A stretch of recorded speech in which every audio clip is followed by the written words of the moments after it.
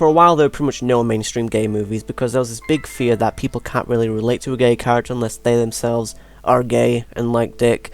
And to be fair, there were a lot of bad gay movies out there, so I guess it kind of makes sense why people would think that if they were only seeing crappy movies. But then Brokeback Mountain came out, and this was one of the first times that a major studio would financially support a movie about a homosexual relationship that had A-list actors and a major director attached to it. It had great performances, great cinematography, and a phenomenal soundtrack, so overall it was just like a really good movie. And yeah, the writing had some flaws, to be honest, but it was good, and of course it won a ton of Oscars, so from that point on it became profitable to create a mainstream gay movie that people would actually go out and watch. So for like the past 10 years we had nothing but gay movies winning awards, and lesbian movies too if you count them. But the thing is, when you oversaturate the market of like LGBT cinema, a lot of these movies tend to feel very repetitive as you're kind of tackling the same subject matter. Like there's always that scene where the parent finds out their son is gay and they go like batshit crazy like, bro, what the fuck, that's gay, and try getting them institutionalized. It's just, when it's done so many times, it just isn't interesting. And then there's Call Me By Your Name. This was like one of the first times in a movie that I saw a gay couple being treated as if they were just like any other couple. And although I do love movies like Brokeback Mountain, it's still refreshing to just see a movie that doesn't have the angle where every other character sees the homosexual relationship as being immoral or wrong. Because pretty much every character is fine with Elio being gay, with Oliver and them doing their thing. And that's cool. Not every gay movie needs to be super dramatic. Sometimes you can just have a good romance movie with gay characters. And there's this great scene when Elio first sees Oliver dancing with another woman. He has so many emotions raining all over his face, ranging from jealousy and anger to disappointment. And Timothée Chalamet is able to express so much with just a few glances, but then suddenly when the song changes to Look My Way, Elio contemplates whether he should give up pursuing Oliver or to start vibing on the dance floor. So you might think, so what? But the thing is, this song shows up again in the film towards the end, where Armie Hammer does more of his dancing, and Elio again watches from afar. Again, it's like poetry, it's sort of they rhyme. And this single song is used because it manages to pull the characters back to that specific moment in the Little Summer Fling. As Elio's only 17, so he's very naive about relationships, and Oliver's more mature about it because he knows he'll have to go back home since this is like a summer thing. But he still cares about Elio a lot. So with this song's placement, it's almost like we're being tuned in onto a specific feeling. But then when the song ends, we're drafted back into the brutal reality of heartbreak. And then there's Portrait of a Lady on Fire, a movie about a painter who's hired to secretly paint a wedding portrait of a young woman who doesn't want to get married, so therefore doesn't want to be painted, meaning that she has to paint her in secret. So it's a very simple premise that's told very effectively, like it is pretty much the lesbian version of The Lighthouse. Anyway, when she first shows up on this island, she has to take these walks on the beach and only get brief glances of this woman, and as she's memorising all these details of her face from afar, she's like drawing it out in sketches to then paint it in a portrait. She grows a deeper connection to her, and soon the relationship between these two characters begins to close in more and more. But the imagery of painting is not the only form of art that's kind of used to help build this relationship and expressions of these characters, as music is also playing a very pivotal part in heightening their love for each other. There's like a lot of subtlety and nuance when Marianne first plays the harpsichord, and we can see that it is this passion of music that fixates them completely. It's that connection which brings them together, as it's heavily implied that this is the moment when Heloise first wanted to kiss Marianne.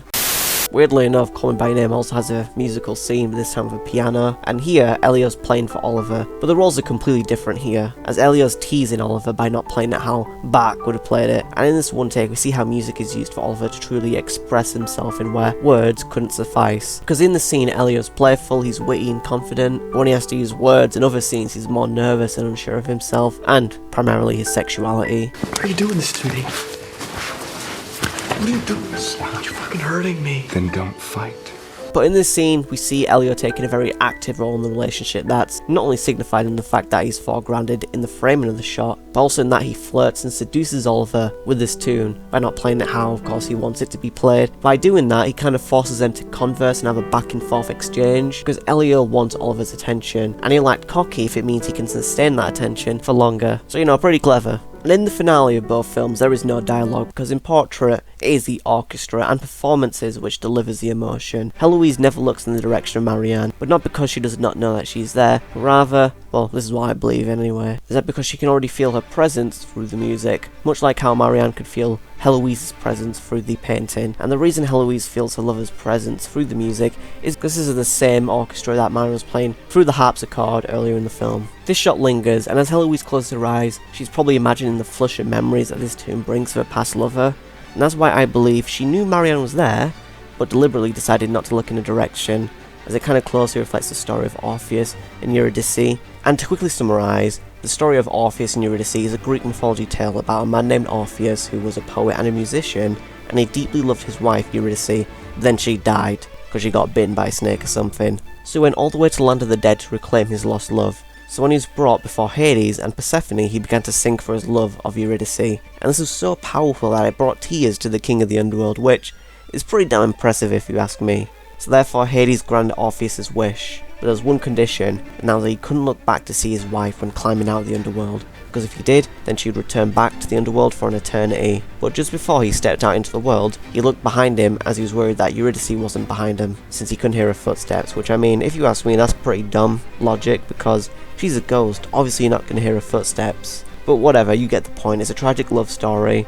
So yeah, both characters debated the true reason as to why Orpheus turned around to look at his wife, and Heloise's interpretation of the story was that it was the lover's choice, as he couldn't resist but to look at her, whereas Marianne argues he makes the poet's choice, as he looks at her to preserve the memory of her. And we know it's always Marianne who turns to see Heloise, such as when she left and when she saw her in the painting, and now the live orchestra, where Heloise never turns to look at her, because in this scenario, she embodies Eurydice, and Marianne takes the role of Orpheus, at least that's how I see it. Both Portrait of a Lady in Fire and Call Me By Your Name are very tragic love stories with very similar endings actually, as the camera in Call Me By Your Name also lingers on the character's emotion, refusing to cut away whilst music is playing in the background. But unlike Portrait of a Lady in Fire, the music isn't diegetic, instead it's non-diegetic, as one of the big differences between both of these films is that Call Me By Your Name has a consistent soundtrack throughout, which plays alongside many of the scenes, and the song that plays here, Visions of Gideon, performed by Sufjan Stevens, holds a lot of thematic significance in the film's plot, as the lyrics kind of follow on from another track, Mystery of Love, since the line, "The first time that you kissed me," parallels with, "I've kissed you for the last time." But there are more complex lyrics in this song that you might have to do some research to actually understand, or read a Bible, because there are some heavy biblical references in here.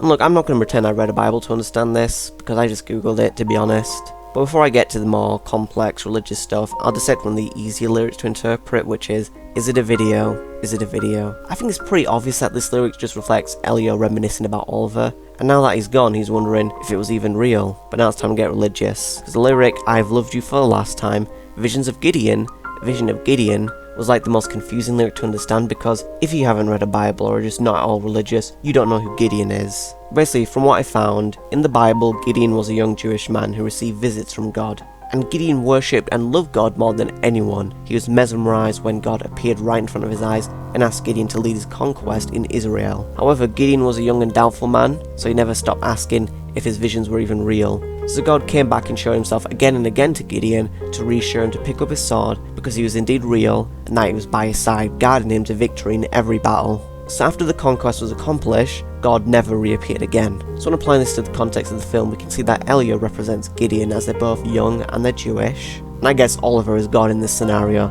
as he just comes into his life and then disappears, just like how God vanished forever after his work was finished. So therefore this song kind of summarizes Elio's feeling of whether his love was real, like Gideon asking if he actually saw God in his visions. Now, although the music in Call Me By Your Name is definitely an aspect that I love, I do also appreciate how Portrait places a very respectful restriction on itself by only having music within the film's actual universe, so that it becomes a part of the movie itself. And it makes the moments with music even more special since they're more limited, like the bonfire scene. And this choir is actually singing lyrics, but it's all in Latin, and there's an interesting quote by the director herself, where she states, "I wrote the lyrics in Latin, the saying, fugere non possum, which means they come fly."